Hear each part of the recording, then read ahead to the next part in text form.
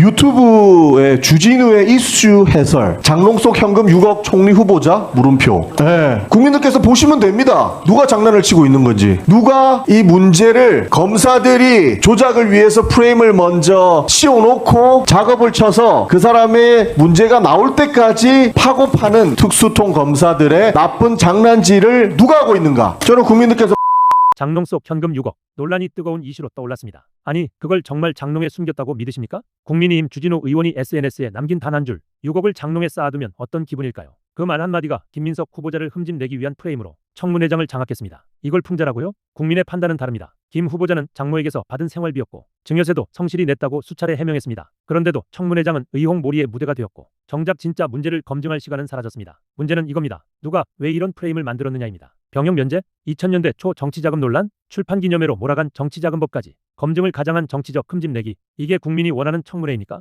전용기 의원은 분명히 말했습니다. 주진우 의원의 발언은 면책특권도 아니고 명예훼손 소지가 있다. 국민 앞에서 책임지셔야 합니다. 이건 단순한 말싸움이 아닙니다. 정치는 국민의 삶이고 청문회는 공적 책임을 묻는 자리입니다. 그런데 누군가는 이 무대를 정적을 흠집내는 도구로 쓰고 있습니다. 이제는 국민이 묻습니다. 그 돈 정말 장롱에 쌓아둔 6억입니까? 프레임이 아니라 진실이 알고 싶습니다. 조작된 이미지가 아니라 정책을 듣고 싶습니다. 청문회는 아직 끝나지 않았습니다. 그러나 정치가 국민을 기만하는 순간 그 책임은 반드시 묻겠습니다. 민주TV는 끝까지 진실을 가릴 연기, 허위의 프레임을 걷어내겠습니다. 국민이 분노할 때 정치는 반성해야 합니다. 지금이 바로 그때입니다. 주진우도 이렇게 된 김에 철저하게 수사하고 처벌해야 한다는 것에 동의하신다면 구독과 좋아요, 여러분의 분노한 민심을 표현해 주십시오. 국민의힘은 인사청문회 본래의 의미가 무엇인지 공부부터 하십시오. 인사청문회가 국민의힘과 검찰이 함께 무슨 세트플레이를 하는 운동장입니까? 국민의힘 소속 국회의원은 각종 조작을 일삼으며 가짜뉴스를 만들어 시동을 겁니다. 이것을 그대로 받아 국민의힘 소속 고발 전문 시의원이 고발장을 접수합니다. 검찰은 기다렸다는 듯이 하루 만에 수사부서에 배당합니다. 그러자 국민의힘은 곧바로 피의자 총리 후보자라는 프레임을 씌웁니다. 우리 법상으로는 고발하면 피의자가 되는데 자기들이 고발해서 피의자로 만들어 놓고는 피의자라서 안 된다고 하면 그건 도대체 무슨 경우입니까? 그런 것을 자작극이라고 하는 것입니다. 우리는 지금 대내적으로 윤석열 정부 3년 만에 무너진 민생경제와 헌정질서를 바로 세워야 합니다. 총리 인선이 무엇보다 시급한 때입니다. 그러나 국민의힘은 민생과 경제는 보이지 않는 모양입니다. 국민의힘이 토스하고 검찰이 스파이크를 때리겠다는 계획은 국민들의 눈에 너무 훤히 보이는 작전입니다. 그리고 검찰은 잘 들으십시오. 검찰이 여전히 자신들의 하나의 정치 세력이 되고 정치적 변수를 만들어낼 수 있다고 생각한다면 그야말로 이재명 정부를 잘못 짚었습니다. 민주당은 검찰개혁을 가장 빠른 시간 내에 완수할 것입니다. 검찰은 더 이상 명을 재촉하지 말기 바랍니다. 국민의힘 인사청문회가 정치쇼입니까? 인사청문회는 국민 앞에서 고위공직자의 자격을 검증하는 절차입니다. 그런데 지금 국민의힘은 그 본래 의미조차 잊은 채 검찰과 손잡고 정치 공작의 무대로 만들고 있습니다. 주진우 의원이 시작합니다. 근거 없는 의혹 하나 던집니다. 그걸 고발 전문 국민의힘 시의원이 바로 받아 적고 고발장을 냅니다. 그러자 검찰은 기다렸다는 듯 하루 만에 수사 배당을 합니다. 이게 정상이 아닙니다. 이건 세트플레이입니다. 그리고 국민의힘은 그 다음 순서대로 말합니다. 피의자 총리 후보자 라며 또 프레임을 겁니다. 아니, 본인이 고발해놓고 자신들이 피해자라고 주장하는 게 말이 됩니까? 그건 자작극입니다. 그건 기획된 정치몰이에 불과합니다. 지금 이 나라엔 무너진 민생이 있고 국민 삶은 벼랑 끝입니다. 그런데 국민의힘 눈엔 그게 보이지 않는 모양입니다. 경제도 민심도 안 보입니다. 오직 프레임, 오직 검찰과의 합작 정치 공작만 보입니다. 검찰도 분명히 들으십시오. 지금 자신들이 여전히 정치를 움직일 수 있다고 착각한다면 이재명 정부를 너무 얕봤습니다. 우리는 반드시 검찰개혁을 이뤄냅니다. 그 누구도 수사권과 기소권을 가지고 정치를 흔드는 시대는 끝났다는 걸 보여줄 것입니다. 검찰은 더 이상 정치에 간섭하지 마십시오. 국민은 이제 다 알고 있습니다. 더 이상 그 쇼 통하지 않습니다. 존경하는 후보님의 삶의 역정을 인사청문회가 진행되고 또 여러 가지 채무 또 그걸 다 성실하게 갚고 그 속에서의 고통을 다시 이렇게 보면 참 친구로서 죄송하고 미안합니다. 정말 너무 제가 무지했다는 생각도 들고요. 참 죄송합니다. 그래서 좀 각별하게 어제도 말씀하셨지만 물가 잡기 그리고 그 물가가 올라가면은 가장 먼저 피해를 볼 수 있는 그 저소득층에 대한 생활 안정화 이것을 위한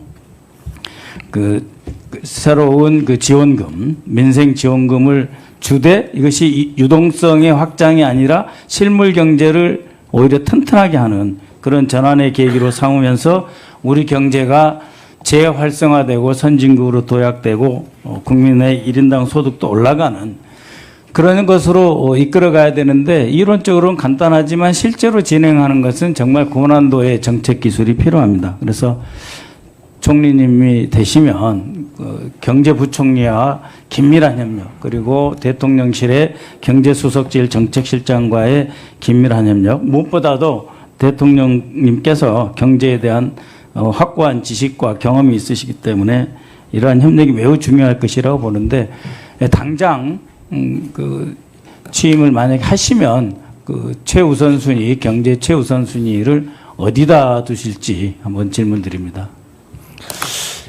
제가 택시나 대중목욕탕을 이용하는 걸 굉장히 좋아하는데, 최근 며칠 사이에서도 거기를 가서, 요새 이게 정말 코스피 무섭게 오르더라고. 네. 그런 말씀을 들었습니다. 굉장히 좋았습니다.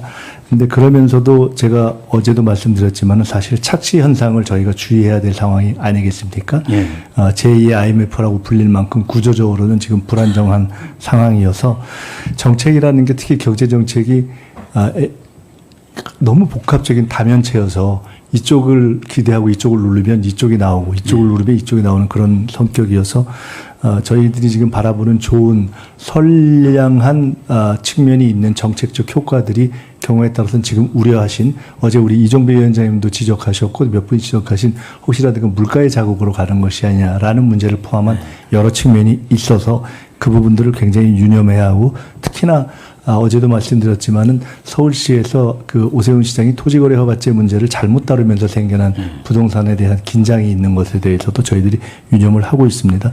정책과 관련해서 한 가지만 더 말씀드리자면은 제가 비교적 IMF 비대위 이후에 쭉 경험을 해보면서 또 재경이 정부 이동을 거치면서 정책이 정말 생선 굽듯이 이렇게 해야 되고 굉장히 조심스럽고 또 여러 가지 미치는 영향을 복합적으로 봐야 된다 이렇게 하는데, 정책이 저는 정책하는 사람의 성격과 굉장히 비슷하다고 생각합니다. 균형 감각이 있는 사람이 쓰는 정책이 균형 감각이 있고 그런 것을 많이 봤습니다. 그래서 정책에 있어서의 정책 결정자의 균형 감각과 실용성, 언행의 신중성이 매우 중요한데, 그 점에 있어서 저는 이재명 대통령께서 그런 문제에 대한 문제의식이 강하다고 보고요. 이런 전제 위에서 무엇보다도 중요한 것은 첫째, 제가 취임하게 된다면 어제도 말씀드렸지만 저는 상황이 좋아지고 있고 좋아질 것을 확신하지만 구조적인 위기에 있다는 것을 명확하게 하는 것부터 시작하고 싶습니다. 온 국민이 그것을 공유하고 인지하고 그 구조적 위기 상황을 인지하면서 공유하는 것부터 시작해야 한다 이렇게 생각합니다. 네, 전임 총리님들이 이제 많은 분들이 계신데요. 저에게 특별히 인상 깊었던 분은 정세균 총리님이십니다. 코로나19 때 그 신천지에 의해서 대구 전역에 급속하게 코로나가 확산돼서 정말 위기에 빠졌을 때 2주일을 현장에서 머무르면서 직접 책임지면서 진두지휘하셨거든요. 총리가 되시면 어떻게 현장성을 어떻게 보강하실 생각이신지 한번 말씀해 주십시오. 네, 그 전임 총리들께서 하셨던 그런 노력을 2배 이상을 하려고 노력하겠습니다. 제가 총리 지명을 받고 생각을 해보니까 많은 경우에 어떻게 보면 총리를 조금 의미 없이 평가하는 것처럼 쓰여졌던 의미의 의전 총리, 행사 총리, 대독 총리, 현장 총리, 민생 시찰 총리, 이게 의미가 없는 것이 아니다라는 생각을 하게 됐습니다. 대통령이 직접 못 가는 현장, 그런 행사 이런 곳에 가서 국민들과 함께하고 또는 행사에 성실을 다하고 하는 것이 매우 중요한 것이다라는 생각을 하게 됐고, 특히나 재난 현장이 발생했을 때에는 저는 담당자들에게 피해를 안 주는 법에 한해서 최대한도로 밀착적인 행정을 하겠습니다. 누군가는 말했습니다. 그건 그냥 풍자였다고요. 하지만 풍자라는 말 안엔 조롱이 있고 그 조롱은 누군가의 삶과 명예를 짓밟는 흉기가 됩니다. 불교에선 이것을 악설중죄라 부릅니다. 입에서 나오는 말 한마디가 세상을 병들게 하고 사람을 무너뜨리는 가장 큰 죄라는 뜻입니다. 김민석 후보자를 향한 프레임, 그 시작은 조롱이었고 그 끝은 정치적 살인이었습니다. 청문회가 진실을 검증하는 자리가 아니라 정치 공작의 각본이 되어버렸습니다. 고발은 국민이 임에서 시작되고 검찰이 이어받아 수사에 착수하고 다시 국민이 임이 프레임을 완성합니다. 국민이 바라는 공정과는 거리가 먼 치밀하고도 뻔한 세트 플레이입니다. 하지만 그 속에서 우리가 되묻습니다. 정치는 누구를 위한 것입니까? 공직자 검증은 누구를 위한 절차입니까? 지금 이 순간에도 민생은 무너지고 서민들은 일자리를 잃고 경제는 한계에 부딪혀 있습니다. 그럼에도 국민의힘은 여전히 프레임 정치에만 몰두하고 있습니다. 하지만 이대로 두지 않겠습니다. 검찰의 정치, 권력의 조작 프레임. 우리는 끝까지 파헤치고 바로잡겠습니다. 이재명 정부와 민주당은 지금부터 시작합니다. 흔들리는 민생을 지탱할 기둥이 되겠습니다. 무너진 공정 위에 다시 국민 중심의 올바른 민주주의를 세우겠습니다. 다시는 정치가 장난감처럼 휘둘리지 않도록, 다시는 국민이 조작된 뉴스에 휘둘리지 않도록, 이제는 우리가 끝을 봅니다. 다시 시작되는 대한민국 민주주의의 재건, 그 사명을 민주당은 반드시 완수할 것입니다. 다시민주TV는 여러분과 함께 대한민국 민주주의를 다시 세워가길 원합니다. 함께 동참하길 원신다면 구독과 좋아요, 댓글로 여러분의 분노한 민심을 표현해 주십시오.